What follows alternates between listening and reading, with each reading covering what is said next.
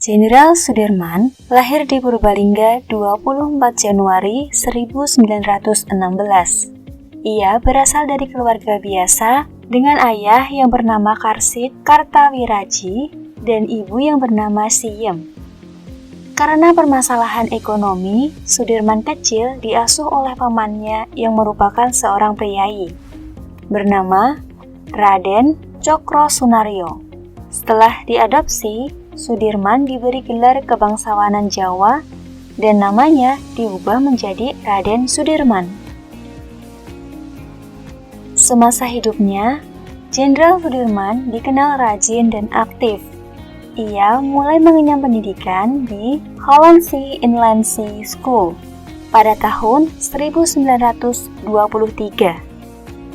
Setelah itu, ia melanjutkan pendidikannya di Meer Uitgebergd Lager Onderwijs.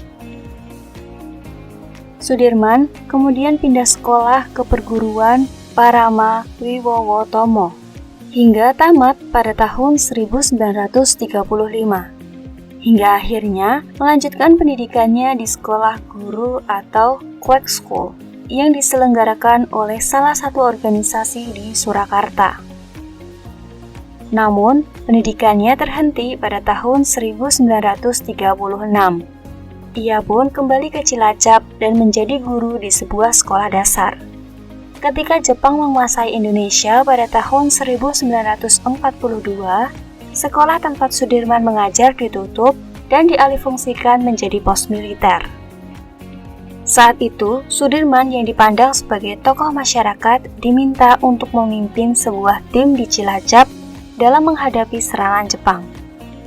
Pada tahun 1944, Sudirman membuat keputusan untuk bergabung dengan PETA atau Pembela Tanah Air dan dipercayai menjadi komandan batalion Banyumas.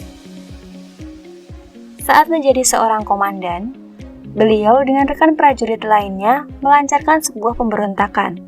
Akibat dari pemberontakan tersebut, Jenderal Sudirman diasingkan di Bogor. Berbagai perlawanan dilakukan oleh Jenderal Sudirman hingga ia menderita penyakit tuberkulosis. Namun, meski dalam keadaan yang kurang sehat, Jenderal Sudirman tetap memimpin perlawanan Indonesia melawan Belanda yang melakukan agresi militer kedua pada 19 hingga 20 Desember tahun 1948. Perlawanan yang terus dilakukan oleh pejuang gerilyawan Indonesia berhasil membuat Belanda menarik diri. Pada 27 Desember 1949, Jenderal Sudirman diangkat sebagai Panglima Besar TNI Republik Indonesia. Beliau wafat di Magelang 29 Januari 1950 di umurnya yang ke-34 tahun. Karena semangatnya untuk mewujudkan kemerdekaan Indonesia, jasa Jenderal Sudirman pun masih dikenang hingga sekarang.